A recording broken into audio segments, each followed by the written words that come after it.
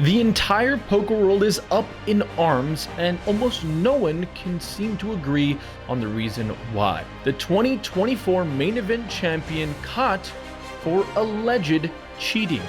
That and much more to discuss in today's episode of the Poker News with Close to Broke. Welcome back, everyone, and get ready to buckle up for what is an insanely, really deep dive, shallow dive, almost like a lukewarm dive, very basic dive into a ridiculous story that we're touching base on today. Jonathan Tamayo, forgive me if I'm saying your name wrong, sir, is the eventual, or has been crowned, 2024 main event champion. This isn't the first time this has happened. This is, several main event winners, but this one is one of the most recent notable craziness stories that has, unfolded in the aftermath. People are starting to question the merit of his win, and some people are even alleging that this gentleman was being fed information from his rail. If you guys are new to poker or just kind of falling into the story casually, a rail is not what you might be thinking. It's actually just the people that are coming to support you on the rail. So the tournament rail, I guess, they're referred to as your rail. They're railing you. People that are coming to support you, they have your best interests in mind, probably. They're cheering for you, rooting you on. They're your fans, I guess you could say. And in this case, we're going to kind of try to debunk or break down all of the different details. So we'll start off with the first one, and that is with the craziest conspiracy, and that is that Tamayo's rail was giving him information or feeding him information during hands through an earpiece. Well, one, there's a slow motion video that we'll post over here. Joe McKeon, a previous main event champion, by the way, one of the most craziest wins I've ever seen. He just dominated that entire final table, by the way, so I guess props to him. But people are saying, and in this video, hey, look, there's an earpiece that Joe McKeon is seen pulling out of Tamayo's hand. If you slow down in the footage and you see it, to me, it looks pretty clearly that this earpiece it's one, broad as daylight. It's white. Tamayo has very short hair. If it was in his ear the whole time, you would have completely seen it, which we don't. There's at no point in the broadcast where we see him with an earpiece. And two, to me, it clearly looks like that earpiece was in Joe McKeon's ears. And when they came to hug and to embrace each other, they seem to have butt heads a little bit, and it popped out of Joe McKeon's ear. Whatever Joe McKeon's listening to is almost irrelevant, in my opinion. He could be listening to an opera. It seems like he's the only person on the receiving end of that. Again, it's a lot to imply here and a lot to come to a conclusion to, but I think it's pretty clear to say that they were not feeding him information. And even if they were, I can say this without a shadow of a doubt, the World Series of Poker is one of the biggest gambling entities when it comes to poker. Their name, their likelihood is worth millions upon millions of dollars. And with over $250 million in prize pools this summer, the last thing they're going to do is put any of their name, their reputation at risk by allowing some moron to hop into their massive computer database and to plant a Trojan to then start sending over live poker hands. From what I understand, the reason why we don't see that many live streams in Las Vegas outside of the World Series of Poker is because the amount of hoops, boundaries, permits, and licenses that you have to go through is so extremely expensive that it's not even worth doing so. So if you could follow me for a quick second, from what I understand, you need an armed guard, you need to have X amount of rooms. It's crazy from what I understand and what I've been told. So to nip that pretty quickly in the butt, I don't think that was the case at all. I don't think they're feeding him information, at least not in the direct hand. And like I said, without having live card detail, not much you can really help somebody outside of maybe C-bet sizing and 3-bet pots and stuff like that, or, basic run-of-the-mill information that you can get, I guess, from that regard. But I think it's pretty clear to say Tamayo did not have an earpiece. He was not being relayed information in play in hand. What did happen clearly, which was number two, what people are saying is that there was a laptop on the side. I think Dominic Nish, he's a World Series of Poker, crusher himself, high roller expert, and someone that Tamayo did credit a great deal of his success at this final table with.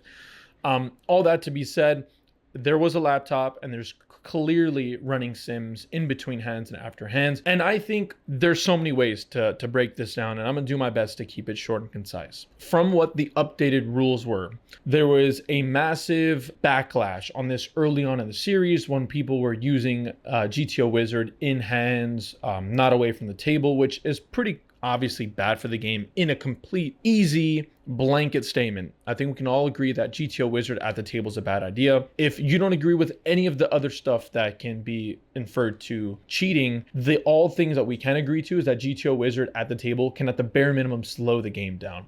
And what you could see was that every time Tamayo was not in a hand, he would run to his rail, they'd run a sim, or they'd show him something, or they'd give him some advice, and he would have to run back to get his hand in, not obviously thrown into the muck. He'd have to go to the table and take a seat. So you can imagine how that could be a problem if you're playing in game where you're constantly running sims on your phone, checking every single spot. It's just not realistic, obviously, one. And two, to me, it's just blatant cheating.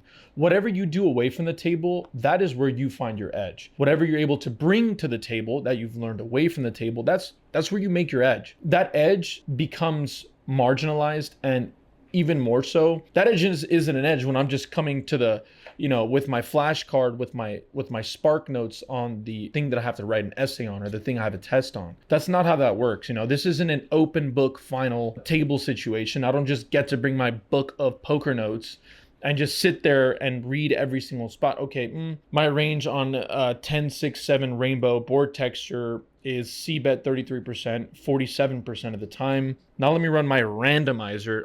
46% of the time. Looks like we're going to be betting a 33% here, and do that on every street. That's it. One, it's cheating, and it just slows the game down. I think we can all agree to that. So the problem then becomes is that the World Series of Poker staff had made these statements before every tournament that, hey, if you're using a GTO Wizard, anything like that, solvers at all, at the poker table or within the confines of the tournament space, which is, again, everything inside the rails, that would be considered cheating. But you can do that outside of the tournament rails on breaks or in between hands if you're away from the table. If we're actually looking at it as a black and white thing, technically, is he cheating? I'm just being devil's advocate here. Is he cheating? He's technically moving to the rail. He's no longer at the table or in the confines of the tournament space, and he's now technically on the rail getting information from his team there. I don't know, devil's advocate, like, is he breaking the rules? And this is where this is a problem. This is where you leave a gray area. It looks bad. There's no two ways about it. It just looks bad. It doesn't take a rocket scientist to see that this is obviously a problem in poker, and this isn't a great thing. Is it cheating? That's where the question gets really tricky. Do I think he was cheating or doing this in a malicious sense? No, I think he was playing against two, at least in the final 3 or 4 or 5 people, playing against some really tough, sharp competition where he was looking to garner any edge or minimize any edge that he thought his opponents may have against him by being well informed of how to play against these opponents in specific spots. And that's fair and dandy, but I think for the merit of the game and the merit of how the rule was rewritten or trying to be proposed or it implied, I just don't think there's a space for GTO Wizard and solvers at all in tournaments, in my opinion, especially in the live format. The one big problem that's going to continue to have and that people don't speak enough about is how it drives out recreationals from the prize pool. Every year I play the World Series of Poker until I just get over it. And I can say without a doubt, in a World Series of Poker tournament field on anything above a 1K, I'm probably even money or break even. And then if you put me in a freaking 1500 6 max, a 3K 6 max, I'm drawing stone dead against these people. They're just so much better than me. I'm just a good old-fashioned recreational in most of these fields, and I have no desire to play in them. And that's from somebody that played poker for a long time. I know what I'm doing, I think. I don't think recreationals want to play in these fields, especially when the pace of play is as slow as it is. There is this gray area with these cheating scandals and people assisting and these massive rails. And it's like, I'm not playing one person, I'm playing Tamayo, Joe McKeon, previous main event winner, Dominic Niche, maybe I'm missing his last name, one of the best online poker players and live high roller players that there is. Like, I can see how that's pretty unappealing for the casual viewer, and even more so, I can see how unappealing that is for the recreational that's looking to pony up $10,000. All that to be said, doesn't seem to be hurting it that much. Technically, that did break the largest player pool back-to-back years. Granted, it was just by a few entries, and if you're looking at the pace and the growth of the game, you'd like to see it a little bit bigger than, 0.05% increase year on end. But again, $10,000, it's pretty hard to pony up. The one thing I will say is I appreciate you guys for watching this video, and if you made it this far, a couple things I want to mention. I have not watched the video that Doug Polk put out regarding this exact matter. One, I didn't want to be swayed or biased by his opinions because I think he's fucking hysterical, and I'm sure what he's saying comes from a very educated and place of wisdom. So I don't want to be biased or unfair in my breakdown of the situation. And two, as I mentioned in the last video, we did a poll on Instagram, and it seems, I'll tell you right now. All right, this is about as 50-50 as it gets. For the giveaway that we promised, $1,000 to be given away by one vote. Ladies and gentlemen, by one vote. 59 votes to 58 votes, it has won. I'll be giving away $250 to 4 people. So if you want that to be you, all you have to do to enter that giveaway is to like, comment, and subscribe on this video right now for your chance to win $250. Let's freaking go. Again, I am actually super interested to hear your opinions on the matter. I try to do my best to, speak about the subject in a fairly unbiased manner. I could see how there's millions and millions of dollars at stake here, literally $10 million. So I could see how important it is for this player or this team or this people or anyone that's at the final table to want to use every advantage they can within the means or the confines of the game. I don't think they were doing anything out of malicious intent. I don't think they were actually cheating in the sense of the word of were they looking to garner an advantage in an illegal fashion. I guess technically no. He was doing it in between hands, which is again that gray area we were talking about.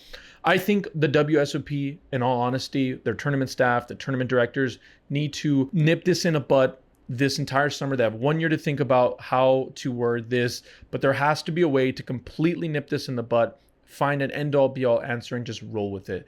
So if that means that no phones are allowed at the poker table anymore, I'm gonna fucking hate it. I probably will play less tournaments, honestly, because of it, but at least they came up with a decision that can obviously remove that as a problem. If you're caught using it, maybe they just say, hey, you just can't use GTO Wizard outside of breaks. And if they ever get caught, you're just banned. And that's just how it works.